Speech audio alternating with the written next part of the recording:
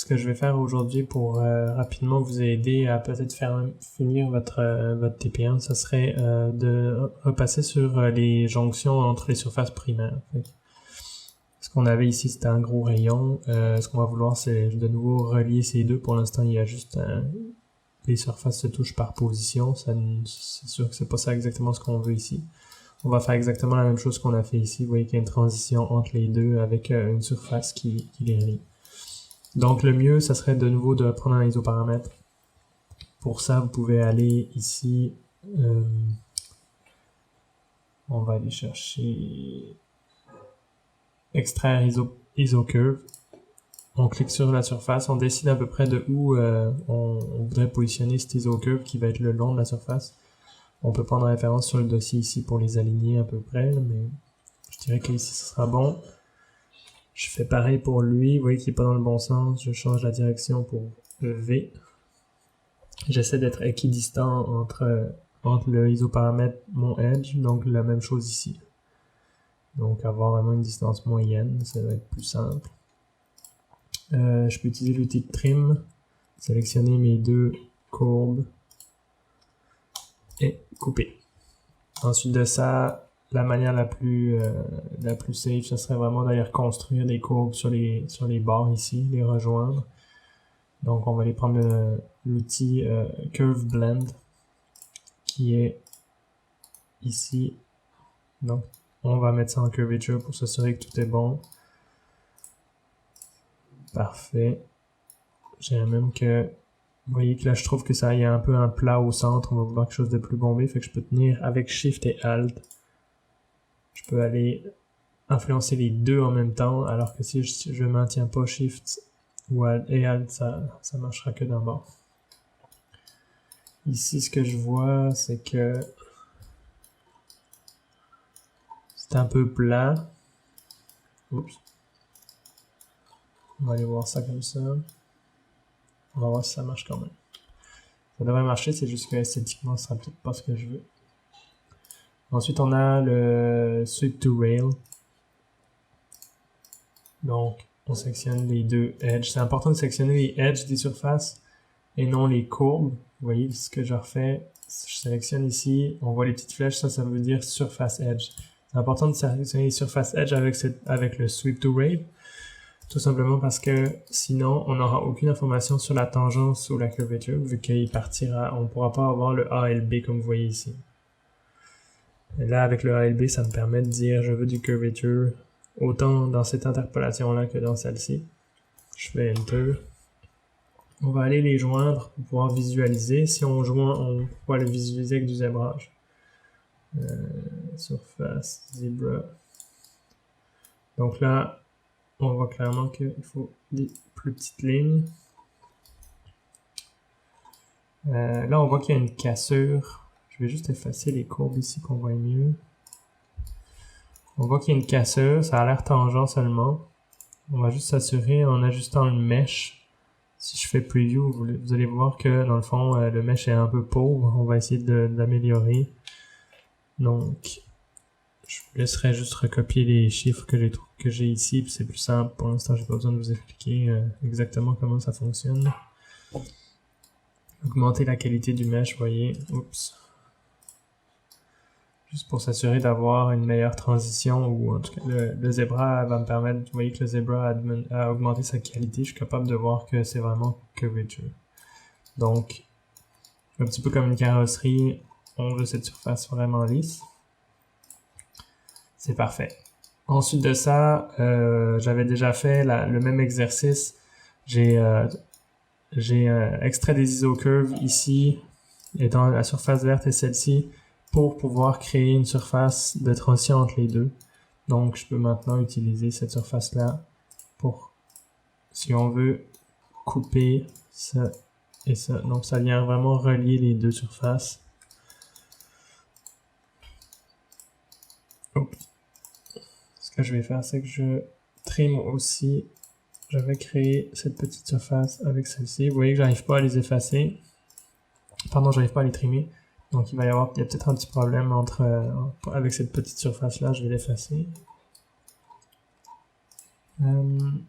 On va passer en mode wireframe pour mieux voir ce qui se passe, parce que là, mes surfaces m'embêtent un peu. Donc là, je suis capable d'aller trimer ça avec ça. Vous voyez que les surfaces se suivent. Ce qui est bien, c'est que on peut vraiment... vu que ma surface va jusqu'ici, des fois on voit pas très bien. Fait si on clique à un endroit où il y a deux surfaces, il va nous proposer une des deux. Elle va être sélectionnée en blanc pendant le moment. Fait que moi, je vais couper la bonne. On va s'assurer de joindre... non, on va pas joindre, on va déjà aller faire celle qui nous manque ici. Vous voyez, clairement, il y a un angle ici entre ces deux-là qu'on veut pas. Donc, de nouveau, là, je vais aller vous faire un rayon, mais là, je préfère aller prendre une isocurve ici. Et on va dire par là. J'utilise l'outil de trim. J'utilise l'outil de trim. Et vous voyez, j'ai deux surfaces ici. Ce qui me reste à faire, c'est les joindre ensemble. Donc, je peux utiliser le pleine surface entre les deux.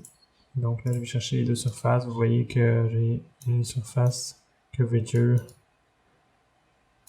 pour les deux. Je peux aller joindre toutes les surfaces qui sont turquoises.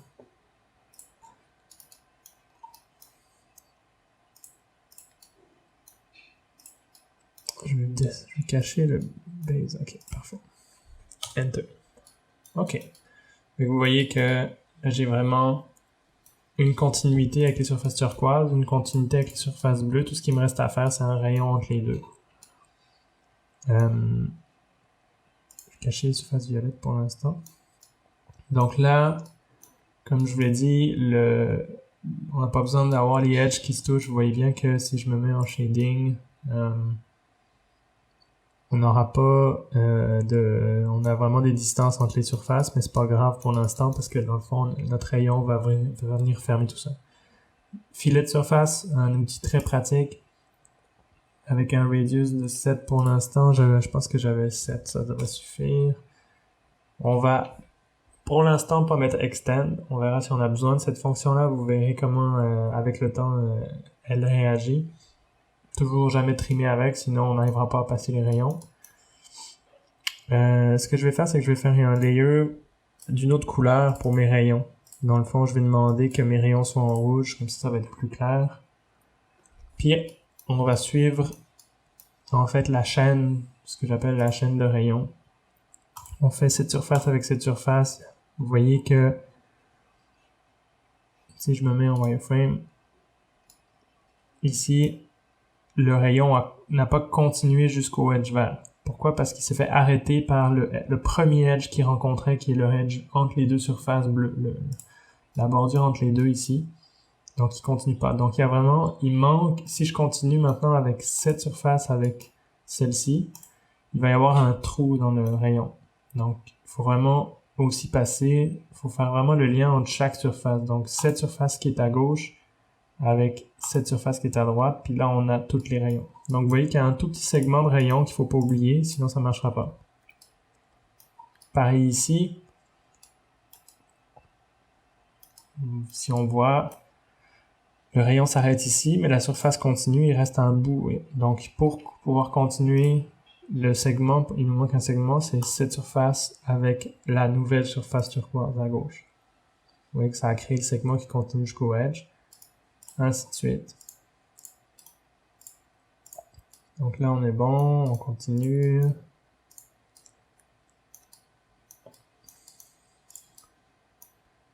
Continue.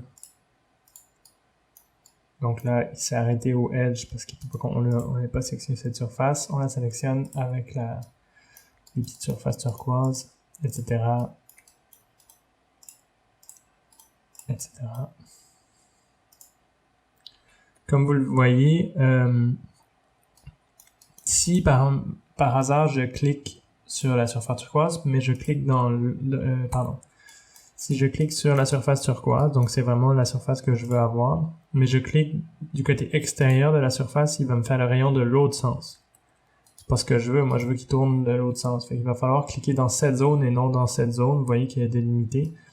et Rhino va comprendre que vous voulez un rayon dans ce sens-là et non dans l'autre sens. C'est important de vraiment cliquer, vous voyez, au bon endroit pour avoir la surface qu'on veut. Donc, dans ce cas-ci, là, oups.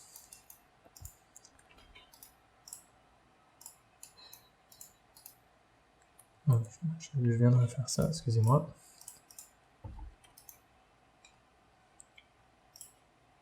Là, là. Et là, à partir du moment où mon dernier rayon passe le centre de mon objet, je considère que j'ai plus besoin de faire les rayons puisqu'on va aller symétriser tout ça après. Donc le meilleur moyen ensuite de couper tout ça, on pourrait essayer de joindre tous les rayons ensemble puis l'utiliser après comme un outil de découpage. Mais c'est rare que ça marche. Dans le fond, le moyen le plus rapide, si on regarde, c'est en fait qu'on veut trimer toutes les surfaces bleu foncé par le edge des surfaces rouges. Et ce que je vais faire, c'est que je vais simplement aller utiliser Duplicate Edge, qui en fait me permet de créer une courbe rapidement avec toutes les edges des surfaces rouges qui créent mon rayon. Ok.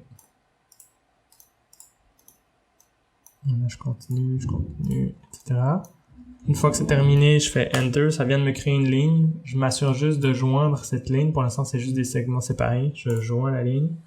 Et tout ce qui me reste ici, c'est le bout. Vous voyez que la courbe ici s'arrête au rayon, mais ma surface est plus longue. Dans le fond, je vais juste aller dans l'option Curve, Extend Curve on Surface. Fait que comme ça m'assure que ma courbe va pouvoir trimer toutes les surfaces. Si je sélectionne la surface, vous voyez que elle a vraiment été jusqu'au bas. On peut se mettre en shading pour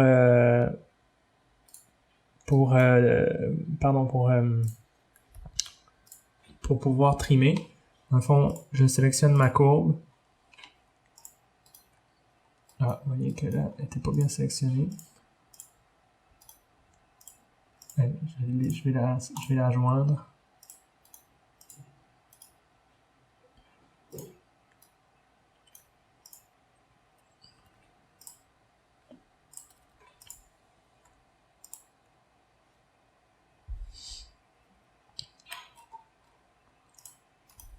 Ok, fait que là j'ai une courbe vraiment qui a un problème. Je me rends compte que quand j'ai été, je vais revenir en arrière. Quand j'ai sélectionné ma courbe, je l'avais join. Puis comme vous pouvez le voir, elle est bien join jusqu'ici. Puis après, elle a perdu ce lien ici. Quand j'essaie de les joindre ensemble, il va me dire qu'il y a une distance vraiment petite entre les deux. Bon, dans ce cas-ci, c'est pas grave. On va accepter quand même la distance qui va en fait être problématique, mais ça sous-entend, si on regarde la liaison, le point problématique est ici. Donc si on regarde ça un petit peu plus près, on peut utiliser la fonction Zoom Target, qui est comme le clic de droite de ce bouton-là à Zoom, qui me permet d'aller cliquer exactement où le target de la caméra va être, puis ensuite de définir le frame de l'image. Fait que dans le fond, je zoome ici, et vous voyez que je peux vraiment aller regarder de proche qu'est-ce qui se passe. Si je continue de zoomer, vous voyez que j'ai deux surfaces qui se touchent, qui sont l'une sur l'autre. Donc, si je les joins ensemble, normalement, vous voyez, elles se résolvent pas. Donc, clairement, il y a un problème ici. En fait, on peut le déduire que dans cette zone qui est problématique, c'est le résultat d'un problème qui est une transition entre ces deux surfaces ici. Donc, si je regarde celle-ci et celle-ci, probablement cette surface-là versus cette surface-là ne sont probablement pas tangentes. Je vais quand même voir. Si je regarde, ça a l'air bien pourtant. Il doit y avoir un petit problème de tangence, vous voyez. Là, on est capable de voir ici qu'il y a une cassure dans le zébrage. Ça veut dire juste pas tangent. Donc, si je reviens à ma surface qui est problématique,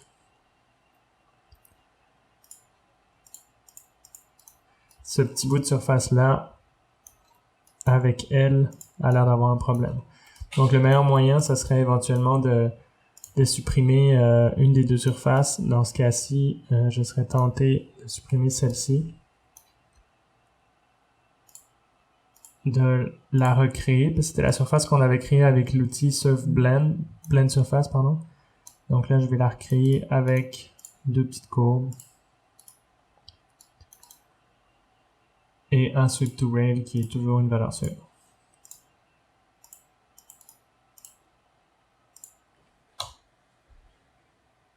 Là, on ne devrait plus avoir de problème de tangence.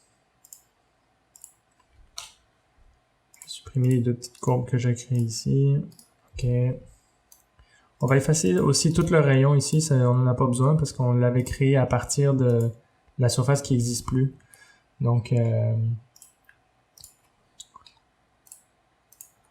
on va supprimer ça, puis ça, et on va vite repasser le rayon. Ce ne sera pas compliqué. On repasse les petits rayons un à la fois. Et normalement, ça devrait marcher. Ok, donc là on peut aller reprendre le bouton Duplicate Edge. On resélectionne nos edges. Ok, là on a les deux edges. Et vous voyez que maintenant ma courbe est joignable au complet. Je vais juste aller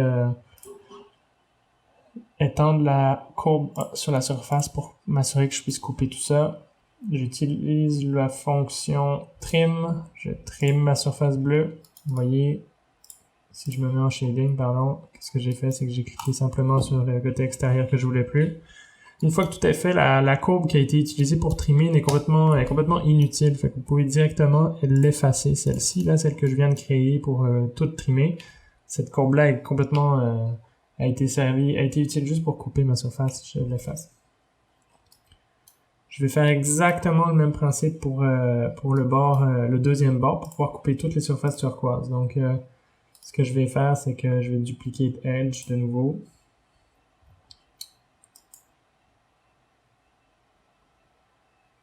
Excusez-moi.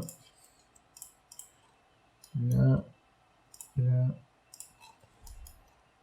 Oups, c'est pas ce bon edge là, je m'excuse, c'est le rouge en fait.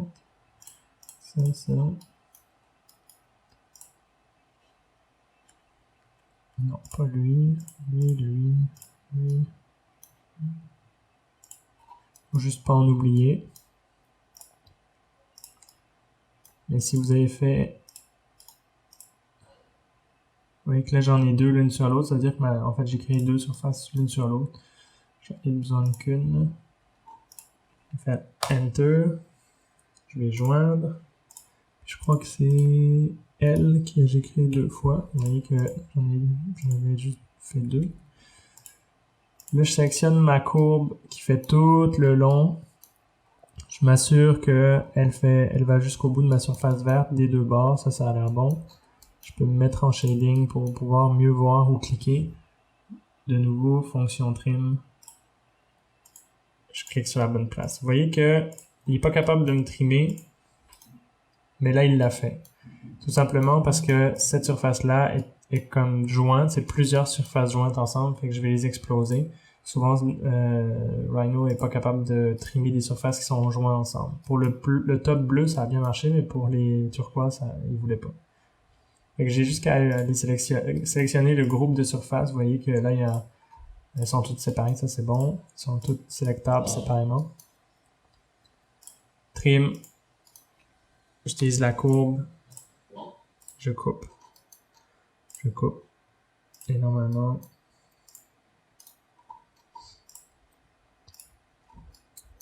ça c'est fait. Une fois que tout ça est fait, vous pouvez aller joindre l'une après l'autre ou sélectionner toutes vos surfaces ensemble. C'est pas très important pour l'instant. Vous pouvez sélectionner une surface après l'autre pour les joindre en un seul groupe. Ce qui est intéressant de le faire quand vous le faites comme ça, c'est que inconsciemment, vous mémorisez un peu toutes les surfaces que vous avez créées. Fait que s'il y a un problème, vous savez vous savez un peu plus facilement lesquelles sont manquantes ou vous avez plus de mémoire si vous les faites l'une après l'autre avec ça. Cette surface cette courbe est plus utile, celle-là non plus. Là, on a une belle surface qui a été jointe. Ce que je peux faire, c'est que souvent, je vais utiliser l'environnement, Analysis Environment, ici, Map. J'aime bien ce petit néon, si on veut. Parce que je peux vraiment le contrôler. Je peux le faire passer d'une longueur à une autre, tourner mon objet, faire passer d'un rayon à l'autre. C'est vraiment pratique, mais si ça vous intéresse, pardon, il y a plusieurs choix. Souvent, pour faire si vous avez un objet à faire en bijouterie, cette fonction un peu gold qui est pas mal. Il y a de l'architecture, des paysages, vous pouvez regarder un petit peu mieux. Mais ça, c'est plus dur à lire, étant donné que c'est très compliqué ce qu'ils projettent dans la surface. Celle-là est intéressante pour des projets qui sont vraiment mat. Ça peut donner un bon effet d'analyse pour voir le résultat final. Personnellement, moi, j'affectionne mon petit néon. Je le trouve parfait. Fait que là, on peut vraiment voir que c'est quand même très correct en termes de réflexion. Fait que là, on pourrait dire qu'on pourrait continuer à faire le dessous si on veut, puis tout fermer les surfaces. Moi, je vais juste vous montrer maintenant qu'une fois qu'on a fait cette surface, si elle a été vraiment bien faite, dans le sens qu'elle a été vraiment symétrique, vous pouvez aller en Top View. Ce que je fais, moi, c'est que je fais une ligne en partant de 0, donc je tape toujours 0 dans la barre ici, Enter. Vous voyez qu'il part vraiment du centre de mon objet. Je fais une ligne intentionnellement plus grande. Je fais Enter. Cette ligne-là, avec la fonction Move, je vais la centrer un petit peu plus. Mais là, je suis sûr qu'on est au centre de mon objet. Il me reste plus qu'à trimer avec cette ligne la partie que l'on veut pas. Ensuite de ça, comme vous pouvez le voir en perspective, j'ai tout ce qu'il faut pour, avec l'outil miroir, partir de nouveau de la même ligne que j'ai tirée ici, puis faire le miroir. Donc le miroir, vous devez donner l'axe du miroir, donc dans ce cas-ci, le même axe que la coupe. Et de nouveau, pour vraiment analyser la surface, il faut les joindre ensemble. On est capable de se mettre en render. Plusieurs manières de voir. Là. Je me mets en shading, en render. Ça, c'est le ray trace, ça, c'est la version. Si vous avez une bonne carte graphique, vous pouvez l'utiliser. Il va vraiment faire un rendu en temps réel. Ce qui est pas toujours intéressant, qui fait chauffer votre ordinateur. Dans ce cas-ci, pour que vraiment j'analyse la qualité de ma surface, ça marche. Je vais juste ouvrir la base aussi pour avoir un contexte un petit peu. Il vous restera jusqu'à terminer. Donc, un petit tutoriel juste pour vous expliquer ce que je vous avais montré en classe. Passer les rayons, il ne devrait pas y avoir de problème si vous avez des surfaces qui sont tangentes. Si vous n'arrivez pas à passer des rayons comme je les ai passés, si vous avez des espaces entre les rayons ou des rayons qui s'entrecroisent quand vous les passez, ça veut dire que cette surface du dessus ou la surface sur le côté ont des problèmes de tangence entre les deux segments.